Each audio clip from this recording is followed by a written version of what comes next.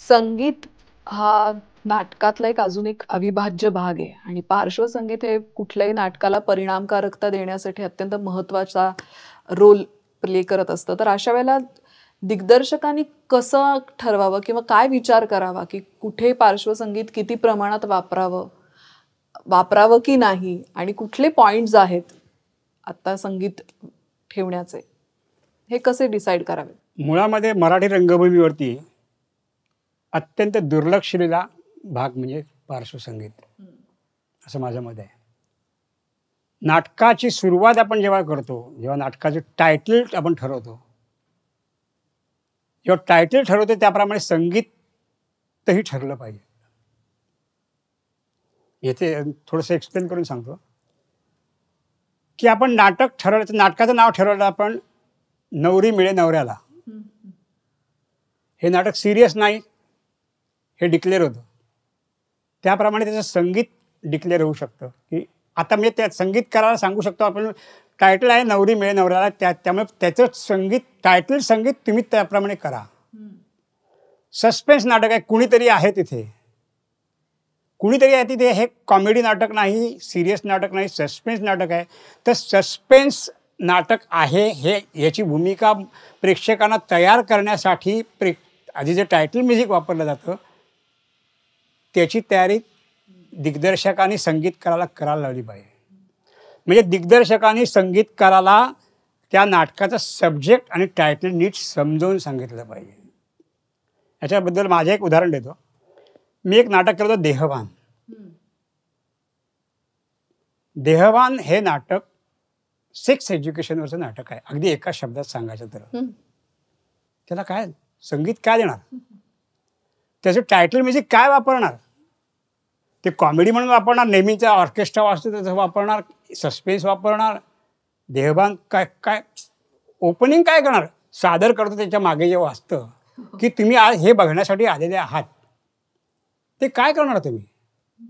कारण प्रेक्षकांना हे कळलंच पाहिजे, टायटलवरनं जसं कळलं पाहिजे की आपण काय बघायला जाणार आहोत. आपण फन बघायला जाणार आहोत का आपण काय बघायला जाणार आहोत आपण.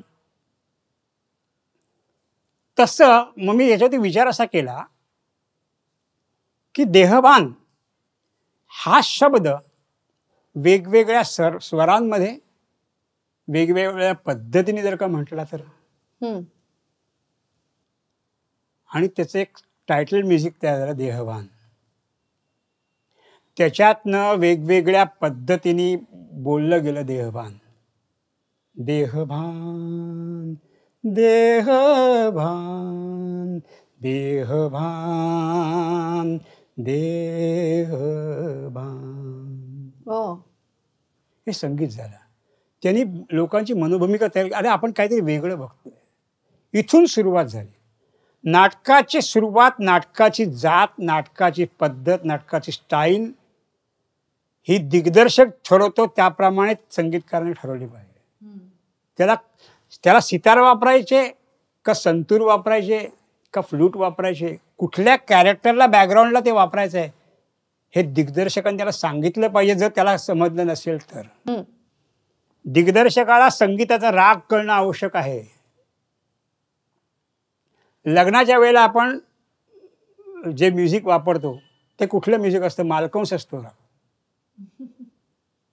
मालकंसमधली शहनाई वापरली पाहिजे सॅडसाठी, कारण ती शहनाई लग्नाची असते. ती जरी आनंदाची असली तरी त्यातले सूर जे असतात मालकंसमधले ते तुम्हाला दुःखाकडे पण नेतात. मुलीची पाठवणी होते आहे. पण नाटकामध्ये करत असताना आपल्याकडे कंट्रोल नसतो जसा सिनेमामध्ये किंवा सिरियलमध्ये कंट्रोल असतो. कारण तुमच्याकडे डायलॉगची संबंध एक ही लेवल असते आणि इकडे डायलॉग ऐकू तर गेले पाहिजेत, पण त्यांना उठाव देण्यासाठी, ठहराव देण्यासाठी त्यांना बॅकग्राऊंड म्युझिक असलं पाहिजे. हा विचार करून बॅकग्राऊंड म्युझिक दिलं पाहिजे. माझ्याकडे मी जेव्हा कुणीतरी आहे तिथे नावाचं नाटक केलं त्यावेळेला अशोक पत्की खूप बिझी होते. बाकी त्यावेळेला खरं सांगायचं तर सगळे स्टॉक म्युझिकच वापरत होते. मी दादा परसनाईकांकडे जायचं किंवा नंदलाल रेडेकडे जायचं, त्यांच्याकडे जे स्टॉक म्युझिक असतील ते घ्यायचे वाजवायची, जोडायचं, करायचं. त्या नाटकातला आत्मा होता कुणीतरी आहे तिथं. मी त्या सुमारासच एक चित्रपटासाठी सहाय्यक दिग्दर्शक होतो. त्याचं नाव होतं कुठे कुठे शोधू मी तिला. अनिल मोहिले त्याचे म्युझिक डायरेक्टर. मी अनिल मोहिलेने सांगितलं की म्हटलं माझ्या नाटकासाठी तुम्ही म्युझिक कराल का? ते म्हटलं मी नाटकासाठी म्युझिक केलेलं नाही. सस्पेन्स नाटक आहे, काय करायचं? मी त्यांना सांगितलं की माझ्याकडे 8 पात्र आहेत, मला 5 पात्रांच्या थीम्स करून द्या. हो. रामशरण नावाचा माणूस आहे जो नोकर आहे, 20 साल बाद सारखा येणारा, कंदील घेऊन आता देणार त्याच्यासारखा नोकर आहे, त्याची थीम वेगळी पाहिजे. माझा डाऊट खुनी कोण आहे ह्याच्यात वेगवेगळ्या लोकांमध्ये गेला पाहिजे आणि त्या थीम्स असतील त्या कॅरेक्टरायझेशनला योग्य अशा थीम असल्या पाहिजेत. ते रिहर्सल बघायला आले, एकच दिवस आले रिहर्सल बघायला. मला म्हणले मला यातलं काही कळत नाही का कुठल्याला. म्हणलं मी सांगतो तर ते मी करा, तुम्ही फक्त हे द्या.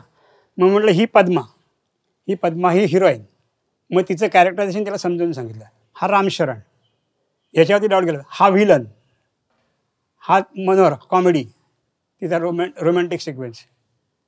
त्यांच्या कॅरेक्टरायझेशनप्रमाणे तुम्ही थीम करून द्या, बस बाकी सगळं माझ्यावरती सोडा. मी त्यांचं सिनेमाचं रेकॉर्डिंग चालू होतं, तिथे गेलो. त्यांना सांगितलं की तुम्ही थीम करून द्या. त्यापैकी जी रामशरणची थीम होती त्याला मी हमिंगचा भाग दिला, हमिंग वापरलं आणि त्या थीम घेऊन मी इथे आलो स्टुडिओमध्ये. रवींद्र नाट्य मंदिरात गेलो. रवींद्र नाट्य मंदिरात साठ्यांचा स्टुडिओ होता, शासनाचा स्टुडिओ.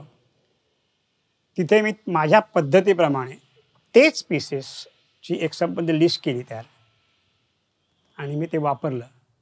ते नाटक इतकं सुपरहिट झालं, त्याचं संगीत इतकं गाजलं की त्यांच्याकडे लिटरली लाईन लागली. ती सांगायची गोष्ट अशी, हे दिग्दर्शकाचं काम आहे. संगीत दिग्दर्शक जर अवेलेबल नसेल तर त्याच्याकडनं काढून घेणं किंवा त्याला काय सांगायचं ते काढून घेणं आवश्यक आहे. आता संगीत दिग्दर्शकला कधी बोलवायचं तर तुमचं ब्लॉकिंग झालं सगळं पूर्ण.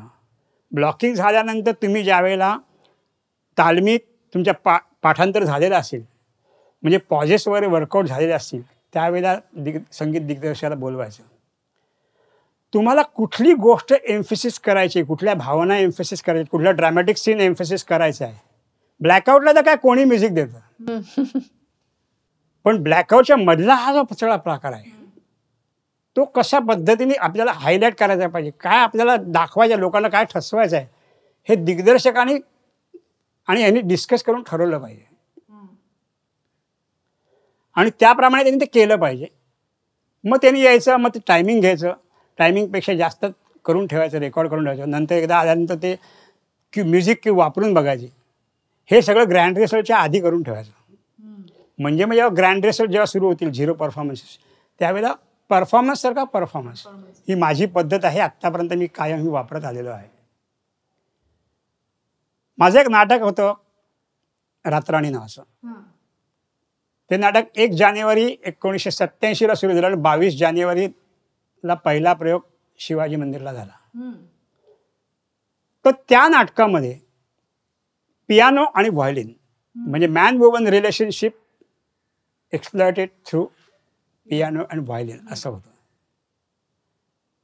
त्या नाटकात 2 जण व्हायोलिन वाजवणार आहेत, एक आहे ती पियानो वाजवणारी भक्ती बर्वे इनामदार पियानो वाजवायच्या. आणि त्या नाटकाचं संगीत 20 तारखेला पुरुषोत्तम बेर्डेने आम्हाला दिलं आणि 21ला प्रयोग, 22ला प्रयोग, 22ला प्रयोग. बरं, त्याच्यावरती अप्रतिम म्हणजे अप्रतिम म्युझिक त्यांनी केलं जातं. पण सतीश पुळेकरला मी व्हायोलिनबद्दल काही सूचना दिल्या होत्या आणि अरुण नलावडेला सूचना दिल्या होत्या आणि त्यांनी व्हायोलिनचा बो कसा धरायचा इथपासनं आम्ही तालमी करत होतो. फक्त कुठल्या म्युझिकला काय करायचं ते ठरवणं होतं. आणि भक्ती बर्वेना पियानो वाजवायचा होता.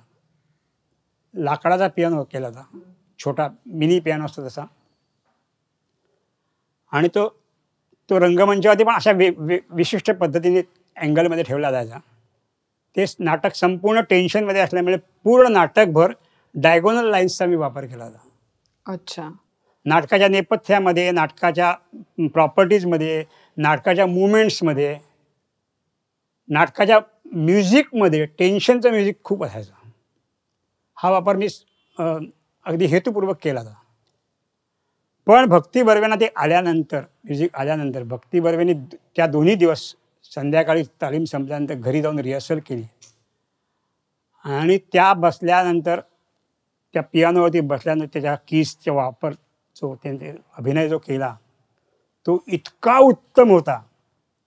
तरीसुद्धा एक प्रकार असा झाला की आपण प्रोसिनेममध्ये होतो, म्हणजे खूप लांब होतं.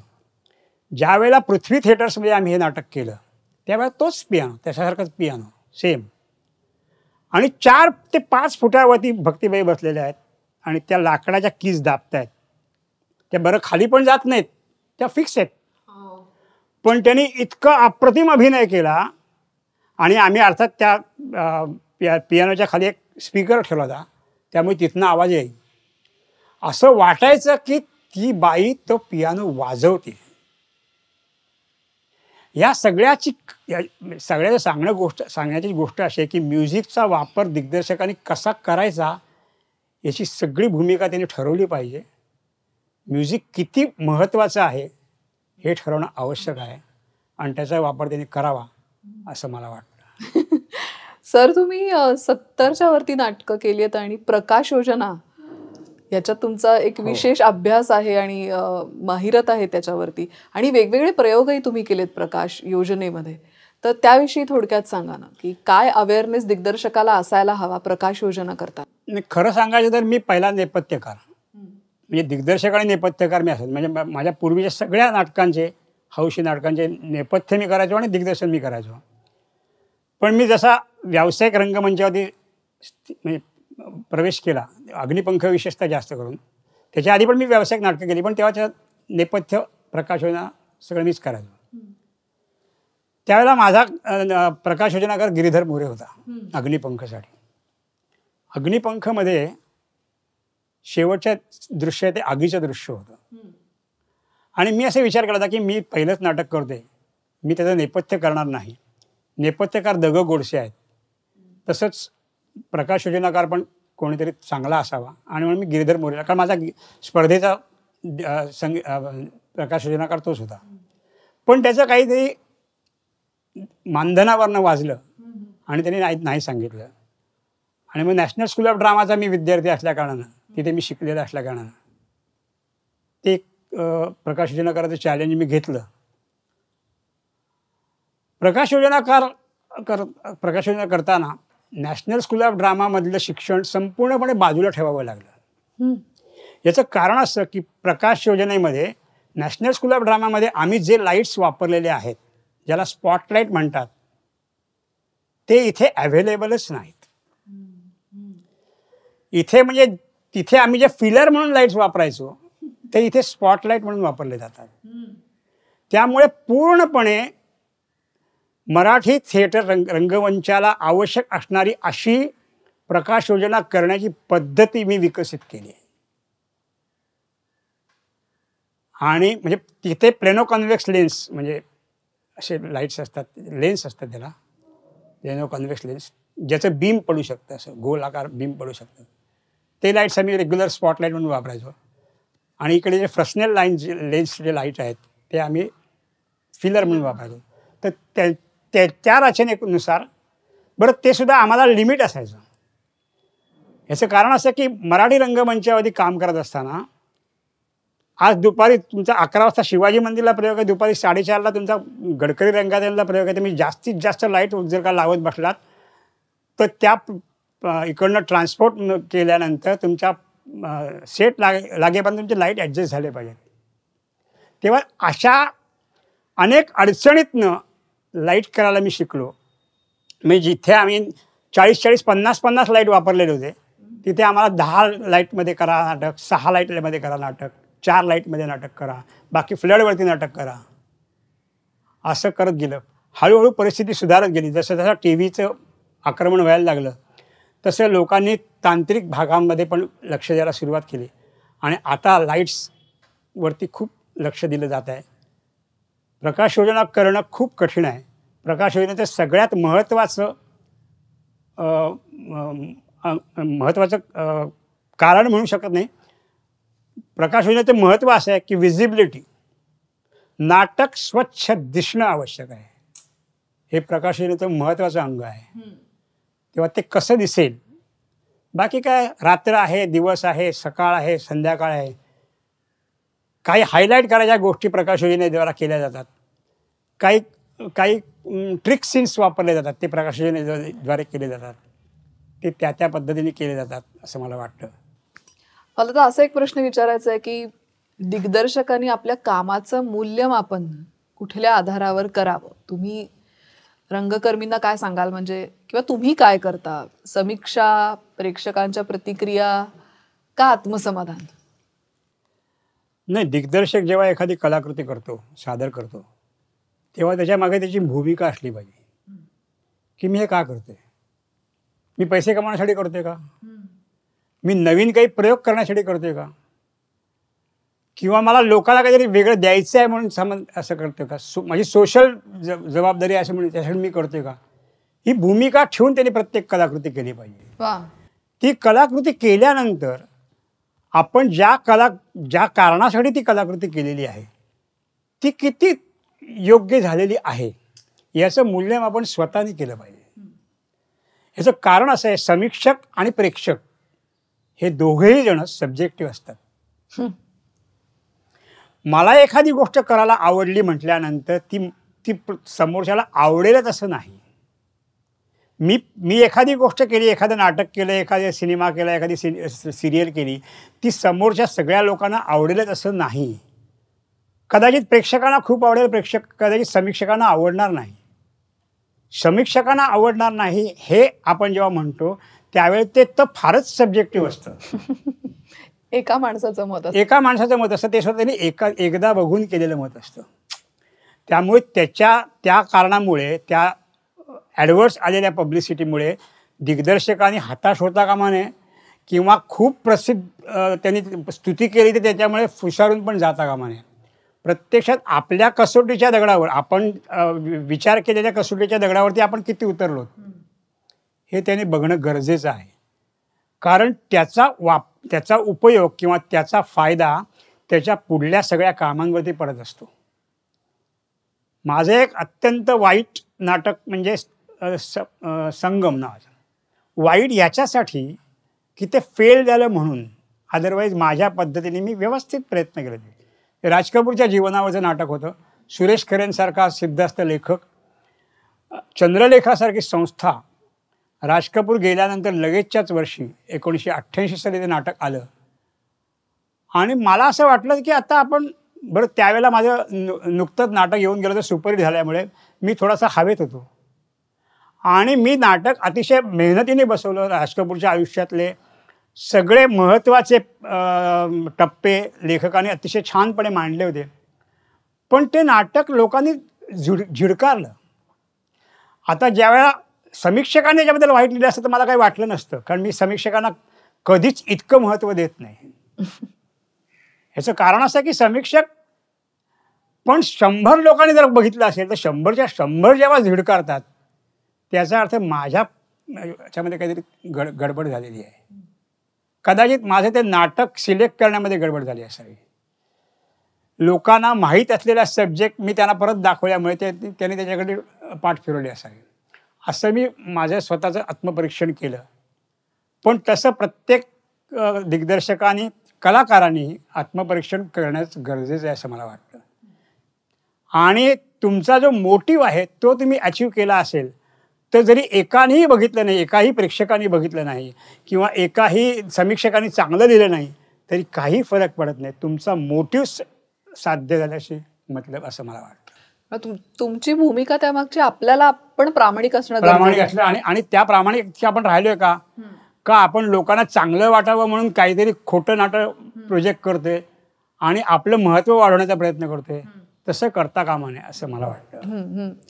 आता एक असं विचारायचं की दिग्दर्शक म्हणून तुम्ही इतके वर्ष काम करताय, इतक्या वैविध्यपूर्ण व्यक्तींबरोबर काम करताय, तर ह्या सगळ्या जगण्याचा माणूस म्हणून काय परिणाम झालाय तुमच्या जगण्यावर, किंवा माणूस म्हणून काय बदल झालेत? माणूस म्हणून जगण्याचे काय बदल झाले मी नाही सांगू शकत.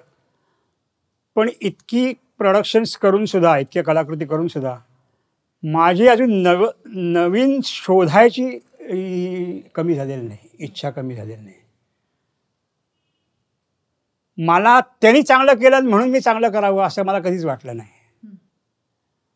पण मी काहीतरी वेगळं करावं हे मात्र सतत वाटत आलेलं आहे.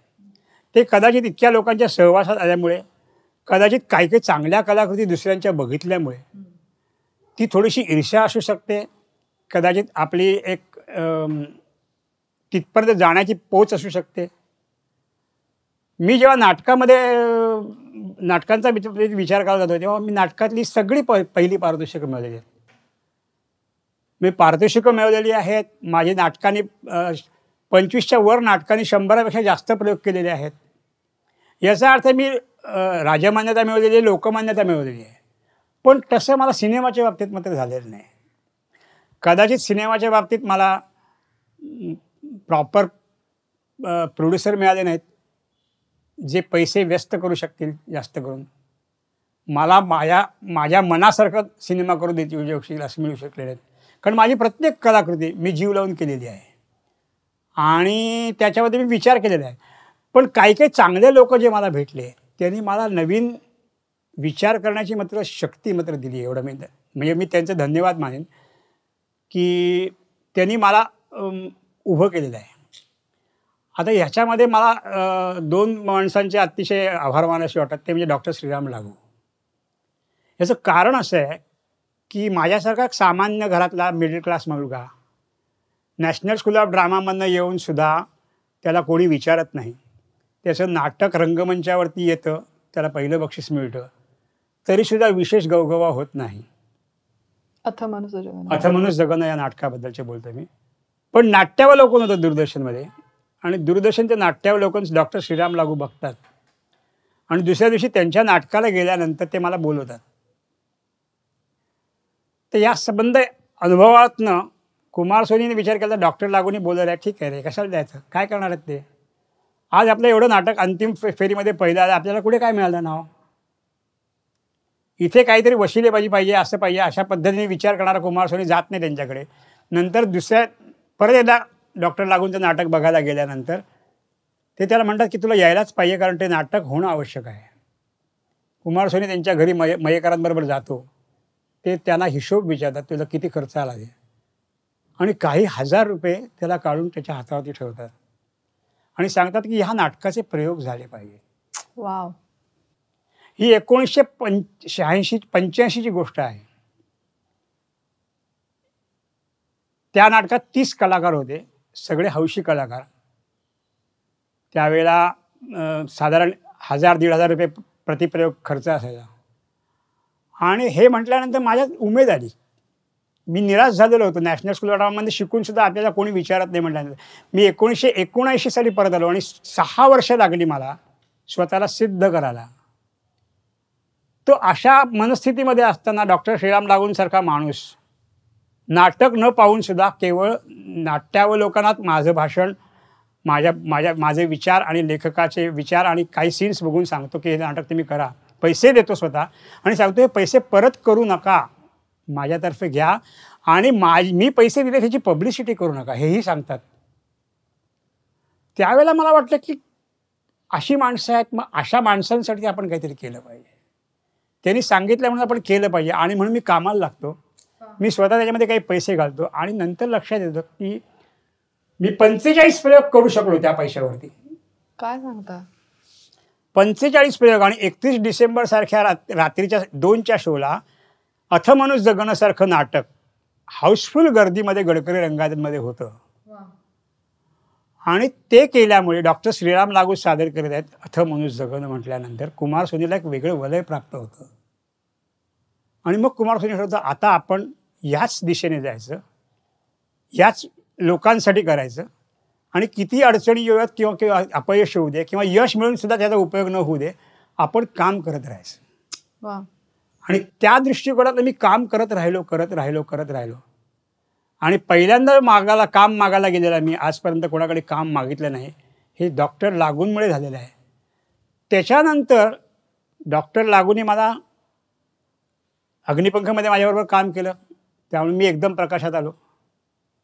अथमनुष्य जगणं डॉक्टर लागूंनी सांगितल्यामुळे, म्हणजे ते सादर करण्यात सांगितल्यामुळे तात्यासाहेब शिरवाडकर, वसंत कानेटकरांनी नाशिकमध्ये बघितलं, पु ल देशपांडेंनी बघितलं, जब्बार पटेलनी बघितलं, विजयाबाईंनी बघितलं, विजय तेंडुलकर आणि 25व्या प्रयोगाला ते मुख्य पाहुणे म्हणून आले ते. अशा सगळ्या लोकांनी माझ्या पाठीवरती थाप मारल्यानंतर व्यावसायिक रंगभूमीवरती मी व्यवस्थित पदार्पण केलं. डॉक्टर लागूंनी मला सिनेमामध्ये पाठवलं. म्हणजे एखादा माणूस एखाद्या माणसावरती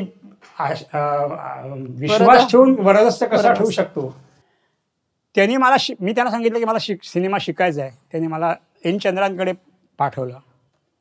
एन चंद्रांकडे मी तेजावला असिस्टंट होतो. आणि स्वतःचा सिनेमा करताना डॉक्टर लागूंनी स्वतःहून मला इतकी महत्त्वाची मदत केली. एक तर त्यांनी मला सांगितलं की कॅमेरामन तू चांगला घे, माझ्या ओळखीचा घे. त्यांनी मला कॅमेरामन शोधण्यासाठी मदत केली. त्यांनी माझ्याकडनं एकही रुपया घेतला नाही. आणि माझं प्रोडक्शन किती जास्तीत जास्त चांगलं होऊ शकेल, मी कसा उभा राहू शकेल याची दखल घेतली. त्यामुळे विश्वासक दृष्ट्या मी चित्रपटामध्ये उभं राहिलो आणि मी माझी वाटचाल चालू ठेवली. आज माझ्या या 70 कलाकृतींमध्ये बरेचसे असे नवोदित कलाकार आहेत ज्यांना मी ब्रेक दिलेला आहे. ज्यांना नाव नाही आहे त्यांना ब्रेक दिलेला आहे. ज्यांना नाव आहे त्यांच्याबद्दलची लोकांची दृष्टिकोन बदलण्याचा प्रयत्न केलेला आहे. त्यांना वेगवेगळ्या भूमिका देऊन इमेज म्हणतो. आणि त्यामुळे मी माझी कला लोकांपर्यंत पोहोचवण्याचा प्रयत्न केलेला आहे. पण नॅशनल स्कूल ऑफ ड्रामामधनं आल्यानंतर एकदाही मी शिबिर घेतलं नाही किंवा लेक्चर्सला गेलो नाही किंवा काही व्याख्यानं दिली नाहीत किंवा काय म्हणतात तुम्ही ट्युशन्स घेतल्या नाहीत. दिग्दर्शनाच्या ट्युशन्स किंवा प्रकाश योजनेच्या ट्युशन्स घेतल्या. कारण त्या मागली एक माझी वेगळी भूमिका होती. ती तर मी ते सांगत बसत नाही. पण मी NSDमध्ये असताना वेगवेगळ्या विषयांमध्ये प्रोजेक्ट्स केले होते आणि ती आता माझ्यानंतर पुढे कशी करावी, पास ऑन कशी करावी यासाठी विचार आला की त्याचं मराठीमध्ये पुस्तक लिहावं. पण मुळामध्ये दिग्दर्शन हे विषय शिकवण्यासारखा नाही. म्हणजे त्याची थिअरी जर का पुस्तकाद्वारे लिहिली तर ती असेच लोक वाचतील की ज्या लोकांना नाटकाविषयी इंटरेस्ट आहे, की दिग्दर्शनामध्ये इंटरेस्ट आहे. मग सामान्य प्रेक्षकांसाठी नाट्यविषयक काही गोष्टी सांगितल्या तर त्या वाचतील म्हणून मी एक चौकट दिग्दर्शनाचे नावाचं एक पुस्तक मी लिहिलं आणि ते मॅजेस्टिक प्रकाशनने प्रकाशित केलं. 2015ला मी एक वेगळा नाट्य महोत्सव केला होता. मी आत्तापर्यंत चित्रपटाचे अनेक महोत्सव झालेले आहेत की एका दिग्दर्शकाचे रेट्रोस्पेक्टिव्ह असतात. पण नाटकांचा तो सुद्धा जिवंत नाटकांचा म्हणजे ज्यांचे प्रयोग चालू आहेत अशा 6 नाटकांचा एकाच वेळेला मी महोत्सव केला. आणि त्या महोत्सवामध्ये जन्मरहस्य, नंतर त्या तिघांची गोष्ट, कहाणी में ट्विस्ट, देहभान, सुखांशी भांडतो आम्ही आणि मी रेवती देशपांडे अशी 6 नाटकं त्यावेळी रंगभूमीवरती म्हणजे चालू होती. त्या नाटकांचा मी एक महोत्सव केला. त्यामागली भूमिका माझी अशी होती की त्यावेळेला माझी 50 नाटकं पूर्ण झाली ती व्यावसायिकची. आणि आज मी व्यावसायिक नाटकं जी पूर्ण केलेली आहेत दिग्दर्शन म्हणून, तर त्या निर्मात्यांचा, त्या सहकलाकारांचा सत्कार माझ्यातर्फे करावा असं माझी इच्छा होती. अरे वा. की त्या निर्मात्याने जर मला चान्स दिला नसता, ज्या कलाकारांनी जर का मला साथ दिली नसती तर माझी 50 नाटकं होऊच शकली नसती. 5व्या नाटकानंतर मला कोणी विचारलं नसतं. तर त्याचं एक प्रतीक म्हणून दिग्दर्शक, निर्माता, एक टेक्निकल माणूस आणि अभिनेता अशा तिघांचे मी प्रातिनिधिक स्वरूपाचे सत्कार मी त्यामध्ये करायचं ठरवलं होतं. आणि तो मी महोत्सव केला. त्याच वेळेला मला तब्येत बरी नव्हती पण तरीसुद्धा मी तो महोत्सव केला आणि तो सक्सेसफुल झाला. मुख्य म्हणजे. दुर्दैवाने पुन्हा एकदा त्याची दखल कुठल्याही पेपराने घेतली नाही. म्हणजे असा युनिक महोत्सव करून सुद्धा पुन्हा एकदा माझा PR कमी पडल्यामुळे पत्रकारांनी कुठल्याही त्याची दखल घेतली नाही. पण मी तरी थांबलो नाही. त्याच वेळेला प्रसिद्ध झालेल्या पुस्तकाचा आधार घेतला कारण ते पुस्तक खूप पॉप्युलर झालं आहे. आणि मी ठरवलं माझी जेव्हा 100 कलाकृती माझ्या पूर्ण झाल्या 20 डिसेंबर 2017ला, त्यावेळी मी ठरवलं की आता माझे अनुभव कथन द्यावं. माझ्या अनुभव कथनावरनं मला जे चांगले अनुभव आलेले आहेत त्याचा काही फायदा व्हावा. मला जे वाईट अनुभव आलेले आहेत ते वाचून लोकांनी तसं न करता वेगळ्या पद्धतीने वाट जोखावी असा विचार करून मी एक पुस्तक लिहिलं आहे, शिदोरी नावाचं. ते लवकरच प्रसिद्ध होईल असं मला वाटतं. Thank you Kumar sir. आणि तुमच्या शिदोरीची आम्ही वाट पाहतोय.